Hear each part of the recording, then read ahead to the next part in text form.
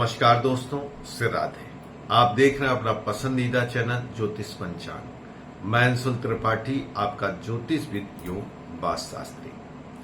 मित्रों, गणेश जी की वंदना भारतीय संस्कृति में सर्वप्रथम की जाती है।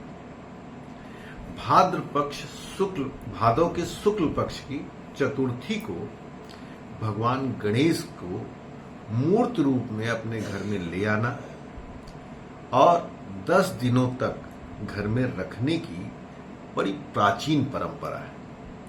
पहले यह देश के कुछ विशेष राज्यों में होता था, लेकिन जैसे जैसे यूट्यूब, समाचार पत्रिकाएं, इनके माध्यम से आज हर जगह यह पहुंच चुका है। इस वीडियो में हम आपको बताने वाले हैं कि गणेश जी को जब ले आए तो उस समय क्या संस्कार करना जरूरी है। गणेश जी को जब लाना हो तो उनकी सूंड राइट साइड है कि लेफ्ट साइड है, यह देखें और क्यों देखें और कैसे देखें। और गणेश जी को ले आते समय किन किन बातों का विशेष ध्यान रखना जरूरी है, इसकी पूरी चर्चा हम इस वीडियो में करेंगे। आइए विषय को प्रारंभ करते हैं। सबसे पहले गणेश जी को किस डेट पे ले आना है। सन 2023 में गणेश जी को ले आने की जो डेट है उसमें बड़ा मतभेद है। क्या मतभेद है कि 18 सितंबर को लाया जाए कि 19 सितंबर को लाया जाए। तो मेरे पास पंचांग है, काशी का पंचांग है। इसके अनुसार आपके मन का जो भ्रम है मैं उसको दूर करने की पूरी कोशिश करूंगा। सबसे पहले 18 तारीख को तृतीया तिथि है, दिन सोमवार है, लेकिन यह तिथि सुबह ही समाप्त हो जा रही है। और जैसे तिथि समाप्त हो रही है, चतुर्थी तिथि प्रारंभ हो जा रही है। पूरे दिन चतुर्थी है, लेकिन रात को ही भद्रा नक्षत्र, भद्रा योग लग रहा है, जिस कारण से अगले दिन सुबह तक है। लेकिन उदया तिथि को भारतीय संस्कृति में लेने की सबसे श्रेष्ठ परंपरा मानी जाती है। इस कारण से 19 तारीख को चतुर्थी तिथि सुबह की बेला में प्राप्त है, तो सुबह की बेला में होने के नाते 19 का दिन सबसे शुभ माना जाएगा। अब गणेश जी की स्थापना कब की जाए। हमारी संस्कृति में अभिजित मुहूर्त में गणेश की स्थापना या कलश स्थापना, इसको बड़ा श्रेष्ठ माना जाता है। तो दोपहर में 12 बजे के आसपास, क्योंकि स्थान के अनुसार थोड़ा सा समय आगे पीछे होता है, तो अभिजित मुहूर्त में गणेश जी की स्थापना की जाए, पहली चीज। अब हम बात करते हैं कि गणेश जी को घर लाने की क्या विधि है। किसी भी श्रेष्ठ जन को जब हम अपने घर बुलाते हैं तो उसके एक दिन पहले उनको आमंत्रण देना चाहिए। किसी को आप भोजन पे बुलाते हैं, किसी मेहमान या श्रेष्ठ को बुलाते हैं, तो आप पहले सूचना देते हैं ना। जिस मूर्ति को आपको ले आना है, एक दिन पहले जाकर मूर्ति को परचेज कर लें, थोड़ा सा अक्षत हल्दी के साथ ले जाकर गणेश जी के पास रख दें और पैसा उसी दिन पे कर दें। और गणेश जी से कहें कि प्रभु, मन ही मन कल आप हमारे घर चलिए और हमारे घर के सभी दुखों को खत्म करिए।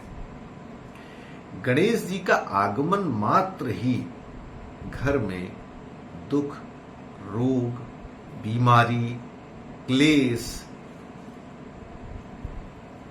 पीड़ा सबको समाप्त करता है। कहा जाता है कि इस कालखंड में भगवान अपने माता पिता के घर कैलाश को छोड़कर धरती लोक में जहां जहां उनकी पूजा होती है, उन स्थानों में साक्षात वास करते हैं। अब गणेश जी की स्थापना करने के बाद, उनको आमंत्रित करने के बाद अगले दिन आप उनको अपने घर ले आइए। घर लाने के बाद किन चीजों का विशेष ध्यान रखना है? गणेश जी को लड्डू पसंद है, गणेश जी को दूर्बा पसंद है। जो जो चीजें भगवान गणेश को पसंद है उन चीजों का भोग लगाना, उनको उनके ऊपर समर्पित करना, इससे गणेश जी की कृपा प्राप्त होती है और गणेश जी को कार्य सिद्धि का देवता कहा जाता है।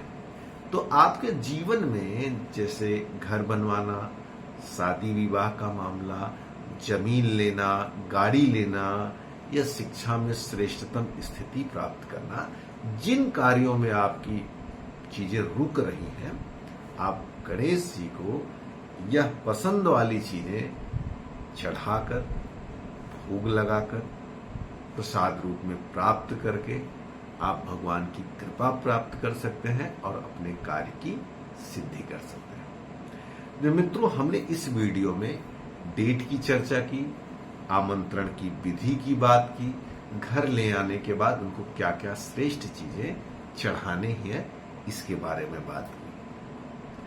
अब अंतिम विषय है कि हम जब मूर्ति ले आते हैं तो गणेश जी का जो सूंड है वो किधर होना चाहिए? भगवान गणेश को वक्रतुंड कहा गया है, अर्थात उनकी सूंड राइट या लेफ्ट पाई जाती है। आपने शायद कम ही देखा होगा कि भगवान की सूंड स्ट्रेट हो। जब भगवान की सूंड दाहिनी तरफ जाती है तो शास्त्रों का मानना है या योग का मानना है कि उनकी दाहिनी नासिका तीव्र गति से चलने लगती है। दाहिनी नासिका में बल बड़ा प्रबल होता है और कहा जाता है कि दक्षिणावर्ती जो मूर्ति होती है उसकी स्थापना के बाद किसी तरह की गलती नहीं होनी चाहिए। ऐसे तो इस मूर्ति से सभी मनोकामना पूरी हो सकती है, लेकिन घर में अगर किसी तरह से गलती हुई, किसी तरह से भूल हुई, तो इसका नेगेटिव परिणाम भी आने का पूरा प्रभाव हो सकता है या चांस रहता है। वहीं पर जब लेफ्ट साइड अर्थात चंद्र बाएं हाथ की तरफ सूंड हो तो कहा जाता है यह भगवान का सहज रूप होता है। इस रूप में, इस सूंड के दिशा में जब भगवान की पूजा की जाती है तो किसी प्रकार की अगर भूल भी हो तो भगवान उस भूल को क्षमा करते हैं और घर में सुख और समृद्धि प्रदान करते हैं। तो मेरा जो अपना व्यक्तिगत कहना है कि कोशिश करें आप बाईं तरफ वाली जो सूंड हो उसको घर में ले आए। इसको जानेंगे कैसे?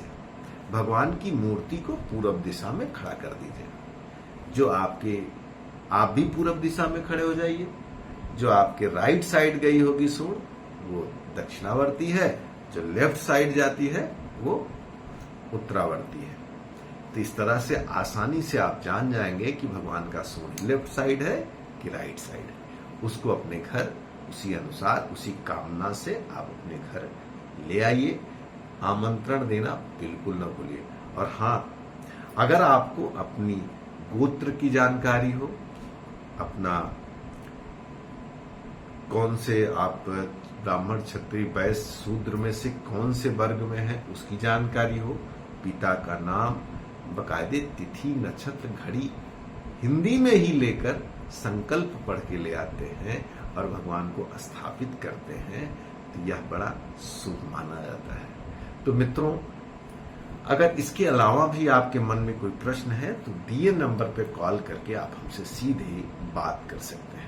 कुंडली दिखानी हो, वास्तु के बारे में जानना हो या ज्योतिष सीखना हो तो दिए नंबर पर कॉल करके आप हमसे सीधे बात कर सकते हैं। नमस्कार, राधे। उम्मीद करती हूँ आपको वीडियो पसंद आया होगा, तो इसे लाइक करना ना भूलें। ज्योतिष और पंचांग से जुड़ी जानकारी हम आपके लिए लाते रहेंगे। तो आपके अपने YouTube चैनल ज्योतिष पंचांग को सब्सक्राइब करें और बेल आइकन जरूर प्रेस करें ताकि आपको लेटेस्ट वीडियो की नोटिफिकेशन लगातार मिलती रहे।